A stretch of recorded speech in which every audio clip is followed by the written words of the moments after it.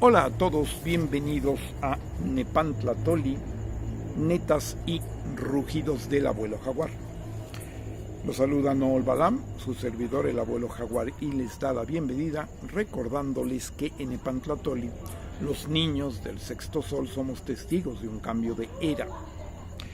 Hoy quiero tratar sobre un tema que me encantará poderlo tratar en más ocasiones, como siempre tratando de buscarse lo que al menos yo no he oído necesariamente acerca del asunto, y que sería la utopía, pero además bajo el planteamiento que es una metáfora, ¿no? La utopía de unos es la distopía de otros, ¿sí? Mucho ojo con eso.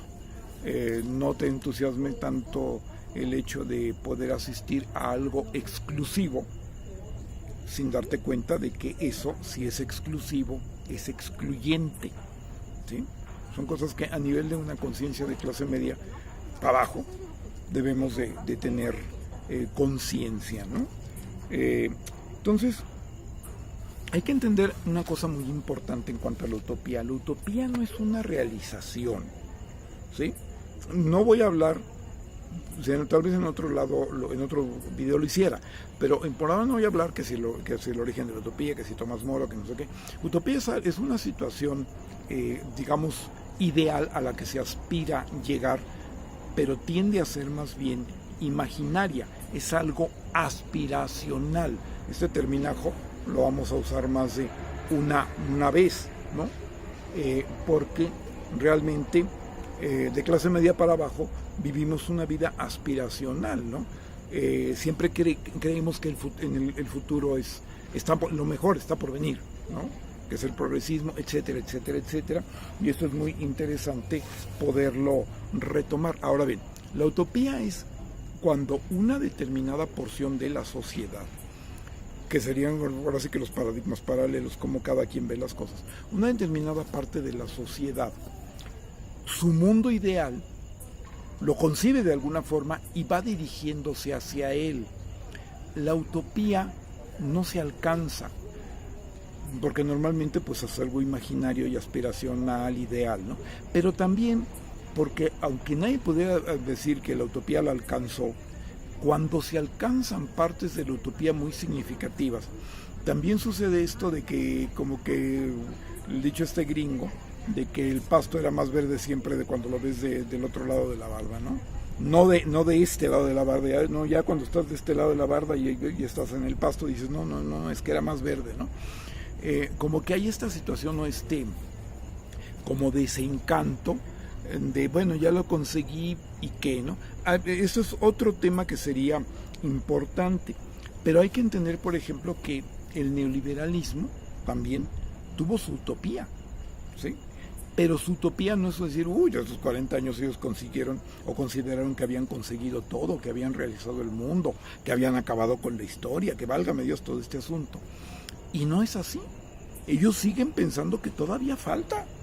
Ese es el rollo de Milei, ¿no? Siguen pensando que no se hizo lo suficiente, que no se aplicó como debía haber sido, e incluso hasta con un desengaño así total cuando han acabado y han devastado al mundo, ¿no? Eso, ¿por qué lo menciono? Porque sería un ejemplo de que la utopía es cuando una parte de la sociedad tiene una visión ideal.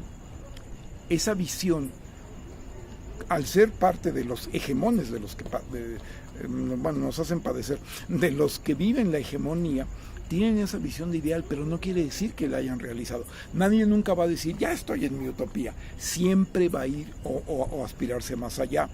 Aunque la utopía del neoliberalismo dice, oye, pues ya, ¿qué más quieren devastar? ¿Qué más se quieren robar? ¿Qué más quieren acabar? Si el mundo ya tiene fecha de caducidad por el desastre ecológico y todo el mundo se está volteando para otro lado.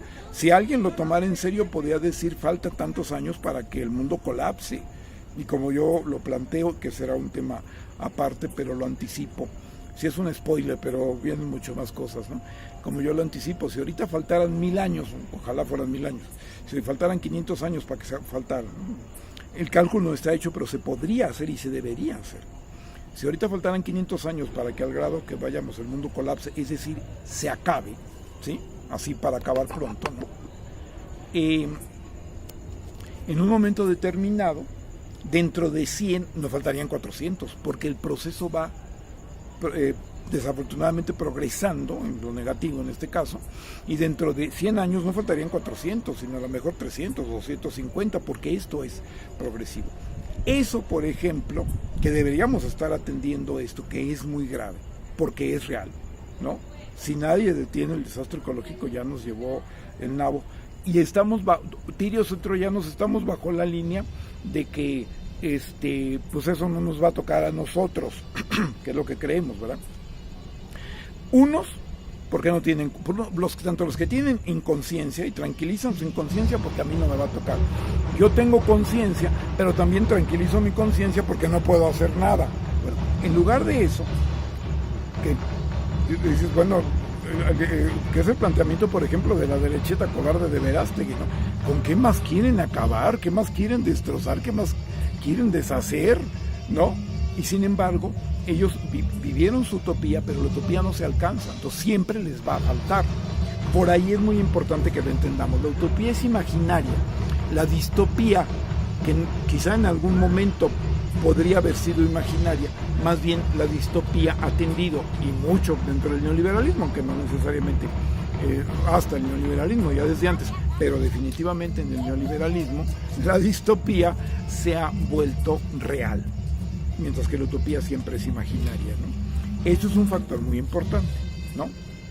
Ahora bien, ¿qué es lo que pasa, no? ¿Cuál utopía es la que está prevaleciendo? Realmente el estado del bienestar, a pesar de muchas cosas que pudieran comentar, seguía manejando una utopía como de la clase media, la sociedad rombo, es decir, pocos arriba, pocos abajo y la mayoría en medio. Esto no se dio en América Latina, pero sí se dio en otras partes del mundo, etcétera. En Europa supone que en algún momento sí se dio, en los países escandinavos, etcétera, etcétera, etcétera. Sería cosa de pormenorizar. Y entonces predominaba la utopía de esa clase media, de alguna manera era hegemónica, no se había alcanzado, y la utopía además no está hecha para ser alcanzada. Esa cuestión de que para qué sirve la utopía, para avanzar, que suena como muy idealista, también es un dato técnico acerca de la utopía, ¿no? Lo que se consigue más bien es la proto-utopía. ¿China es una utopía? No. Pero sin embargo allá puedes vivir de tu trabajo maravillosamente bien, y el comunismo que ellos están viviendo no ha repartido pobreza, sino un bienestar clase media, caray, y para una cantidad brutal de gente, 900 millones de personas, espérame tantito, ¿no? O sea, pero no es una utopía, y seguramente todavía ellos consideran que les falta esto y aquello, y desde fuera y en contra, pues van a decir que les falta mucho, y aún desde dentro ellos van a decir que les falta mucho. La utopía siempre es algo a lo que se aspira, pero es una protopía, lo que sí se puede alcanzar, como fue el estado del bienestar, como lo que se ha construido parcialmente en la cuarta transformación, y tenemos que seguir para seguir en esa protopía. Entonces, ¿qué es lo que pasa? La utopía es como de la clase hegemónica, ¿no? El neoliberalismo vivía su utopía, no la alcanzó y por eso quiere seguir en su desastre, ¿no? Que es en el desastre nuestro, que ellos no lo ven como tal. ¿Qué es lo que pasa, no? Que ahí lo podemos distinguir bajo una cosa como muy, muy perceptiva y muy directa, ¿no? Siempre hay alguien que está en auge, en hegemonía, y es el que implanta su utopía, y es el que ve las cosas más resumidamente, más con un rasgos más claros o completos. Y el que está contra las cuerdas es el que dice, no, eso no es tan sencillo. ¿Qué es lo que ha pasado de alguna manera muy concreta en la cuarta transformación? Que la utopía pasó de ser la del neoliberalismo, en donde nosotros decíamos, no, eso no es tan sencillo por la meritocracia, no es tan sencillo porque el pobre es pobre porque quiere, no es tan sencillo porque tienes el derecho de tener un yate, ¿no?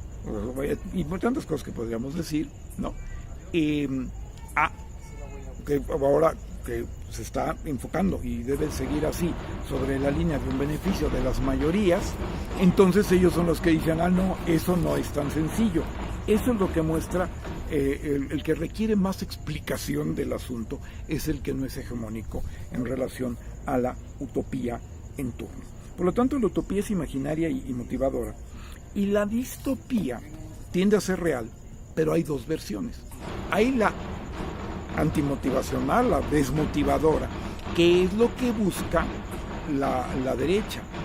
Hay un tema aparte como la política conservadora busca, por ejemplo, así como tiene procedimientos de secta que amplía a grupos muy amplios o partes muy amplias de la sociedad, también busca expandir la depresión en las personas, ¿no? La depresión a través de la decepción electoral, y ya caer en la bulia de decir, no, pues ya no voto, etcétera, etcétera, ¿no?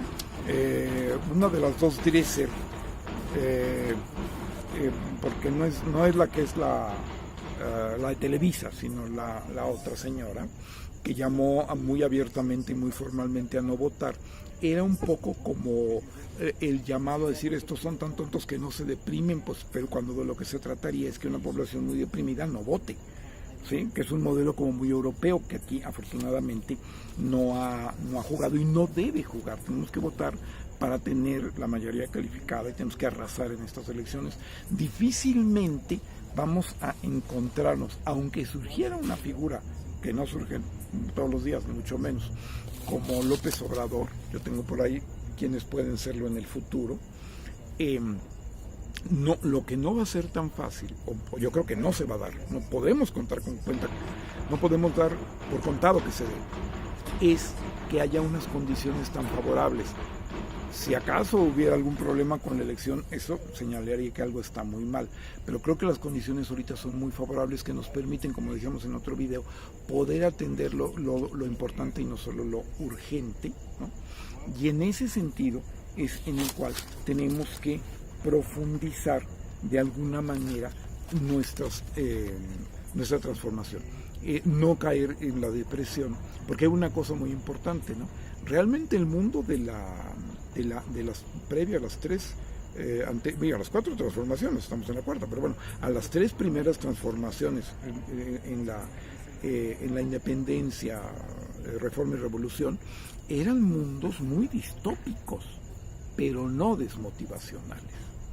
Porque de una situación distópica, o sea, todo el mundo dice que todo otro tipo de factores, pero aparte había una crisis económica muy severa y de hambre, de niveles de hambre, ¿sí? en la independencia, que eso también fue el asunto, y todo esto de un populacho desbordado, pues sí, porque tenían hambre. O sea, la crisis es muy importante.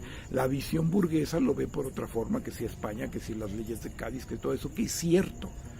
Pero es que había aquí circunstancias muy difíciles para la gente. En la reforma se había vivido, pues desde 1810 se prolongaba la guerra de independencia, porque la guerra de liberales y conservadores es la guerra de los antimexicanos contra los mexicanos, dejémonos de vainas. Ya llevaban para entonces 47 años de guerra, pues era bastante distópica la situación. Y la revolución, pues el porfirismo fue la utopía de todo ese regreso a la colonia y la distopía de todo lo demás. Pero esas distopías no fueron desmotivacionales, y esa es la mecánica de las transformaciones en México. De una situación bien distópica se reafirman las transformaciones anteriores y se va a una nueva. La situación cuando entra López Obrador era bastante distópica, ¿no? Entonces, ese es el punto clave, porque la distopía del primer mundo ha sido como algo a lo que se llega en todas estas versiones de una situación posapocalíptica, guerras del hambre y cualquier otra cosa que se pueda plantear, que será muy interesante mencionarlo y desglosarlo en otro momento, ¿no? Mientras que en el primer mundo es algo a lo que se llega, pero además como así va a ser y te aguantas, ¿no? Es toda una serie de cosas, una descripción, no una denuncia, que es parte del análisis de ese tipo de aspectos. Un mundo feliz, 1984 y todas estas situaciones que empiezan por ser como una descripción, acaban siendo por una anticipación, y es así como que pues ni modo, ¿no? También se dio es un libro bastante distópico, los de Noah Harari, porque es así como que así va a ser, no hay alternativa, ¿no? Algo parecido a los que quieren que vengan los marcianos sí lo salven porque no tiene alternativa el desastre ecológico, ¿no? Que no es aparentemente una novela, pero es una narrativa muy distópica, ¿no? Entonces, hay una diferencia de la distopía a la que se llega después de una real o supuesta prosperidad, a una distopía de la que se parte, y la del primer mundo, y la del tercer mundo, perdón, la del tercer mundo es una distopía de la que se parte, la del primer mundo a la que se llega, y la del tercer mundo aquella de la que se parte, ¿sí? Entonces, ¿en qué es en lo que estamos nosotros ahorita electoralmente? En seguir asumiendo la utopía de la mayoría y negar lo que para nosotros es distopía y que es utopía para ellos. Por eso tienen tanta cara, dijeron en España, ¿no? Por eso tienen una cara de concreto armado, como dicen allá, por eso les vale y quieren volver a lo anterior, porque era su utopía, nuestra distopía. Eso es lo que está en juego, ¿sí? Algo que nos siga motivando para seguir sacando de la distopía al país, que son los 900 millones de chinos que salieron de la pobreza en China en 50 años, 30 años, que si 900, que es 800 millones, que si en 50, que si en 30 años. Pero bueno, por ahí anda, pero es la mayor salida de la distopía de la historia de la humanidad, que son los 5 millones de pobres que salieron de pobres en este sexenio. Es que nuestra utopía siga motivándonos para ir sacando de la distopía al país. Eso es lo que está en juego en las elecciones, ¿sí? Hay que tener mucho cuidado porque los alcances luego como que lo que no es utópico, porque la utopía en general no se alcanza, pero lo que es protópico, luego como que la bondad se desvanece o lo bonito o lo motivante del obtenido se desvanece. Hay que tener mucho cuidado con eso, ya lo trataremos, ¿sí? Pero hay un punto muy importante, ¿no? Nosotros estamos en defender esa utopía para ir sacando al país de la distopía, porque hay sectores, parte de la población, aspectos que siguen estando en la distopía y tenemos que seguirlos sacando a través de seguir nuestra utopía, sacarlos de la distopía, ¿sí? Y lo que pasó en Argentina, que la gente se entregó por desesperación a la distopía en un fenómeno muy raro, que es la política de la desesperanza, y que nos habla de cuando la gente se le botan los tapones, por decirlo en venezolano, prácticamente incurre en locura, se vuelve en el quórum de locos de un loco, y se entregan a la distopía. Eso es muy grave y no hay que llegar a esos niveles. Tenemos que defender nuestra utopía para ir sacando al país de la distopía. Y pues, ¿cuál es tu y mi utopía? De clase media para abajo, definitivamente es la cuarta transformación. Les agradezco que vean este video y los esperamos más en Nepantla Tolí, netas, rugidos y metáforas del abuelo jaguar. Gracias.